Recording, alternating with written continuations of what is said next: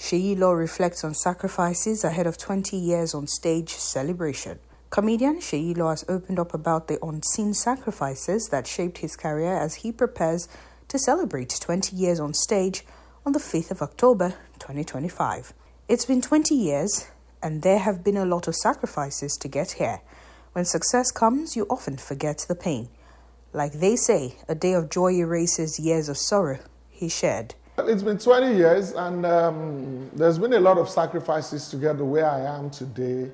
But you know what? When success comes, you most times forget the sacrifices, because the most important thing that you're gunning for is success. And when God keeps blessing you, you know, like they say, a day of joy erases years of sorrow.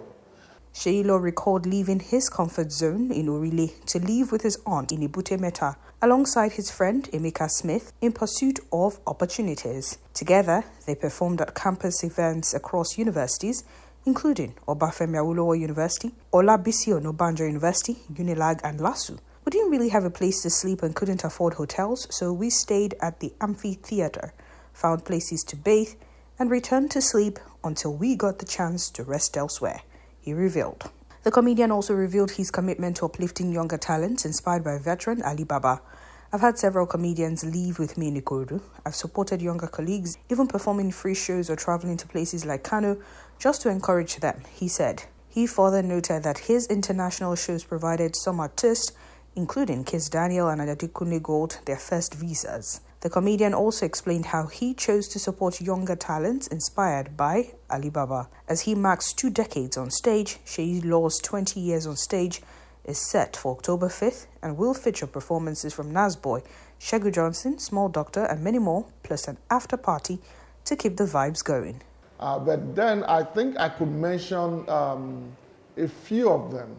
One of the first things that I tried to do when I joined the comedy business was to leave my comfort zone. Yes, at that time I was in Orile. I was staying with my uncle, and I left there to go and stay with another of my auntie who was staying in Ebute Metta. You know, it wasn't so much of a comfortable place, and you know, it wasn't so much of a comfortable place. But then I went there because I wanted to have proximity to certain places, you know, and Ebute Metta provided me that opportunity.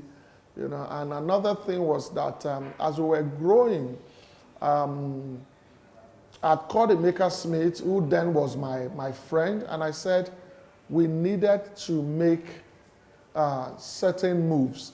And one of those moves was that we'll leave Lagos, we'll go to different universities, we'll go to those universities, and we'll seek opportunity to perform at their different social events. You know, I remember how we used to leave Lagos, we'll go to Obafemi Awolowo University, Ife, and at those times, we didn't really have a place to sleep, we couldn't afford a hotel, and so what we do is we go to the amphitheater and we just join the students as if we were there to read, and then we'll sleep there, we wake up in the morning, go to look for a place to take a shower, we stroll around the school during the day, come back and repeat until we get opportunity to perform at different places. Until we met one guy called Ukpabiranki, who started accommodating us in his room. And also, I remember we did the same thing to University of Ibadan, and that was at the time that I met Lafop, the comedian. And also we did, you know, also to Olabisi Onabanjo University, where we met with Baba T. And in Lagos too, we continued to Unilag, to LASU.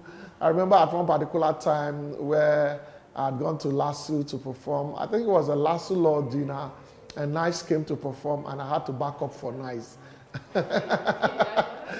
You know, and so that was one of the sacrifices. And also, as I was growing, you know, I decided to also bring a lot of people to my comfort zone, you know, just because I learned that from Ali Baba, his ability to be able to bring young comedians together. And, you know, he became like a father figure to a lot of people. I also decided to do that. As soon as I got my own apartment, it was a room and parlor. I had several comedians who came to live with me. Even when I moved to Ikorodu, it was like that. You know, it was a whole lot of guys. I don't want to mention anybody. I don't want anybody to feel bad and say, oh, is he trying to bring me down? Because they're all big boys now, you know, and I'm grateful to God that I played a certain role in their lives.